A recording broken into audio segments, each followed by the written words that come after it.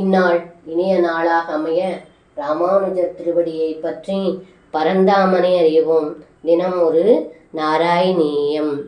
அர்த்தபீத குசகுட்மலே த்வயி ஸ்னிக்தஹாச மதுரானனாம்புஜே துக்தமீசதஹனே பரிஸ்ருதம் தர்துமாசு ஜனனி ஜகாமதே.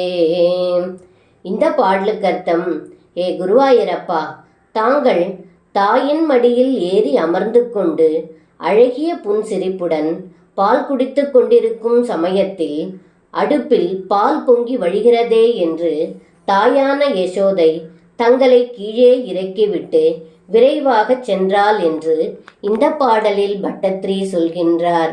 சர்வம் கிருஷ்ணார்ப்பணம். ஸ்ரீ குருவாயூரப்பன் திருவடிகளே சரணம்.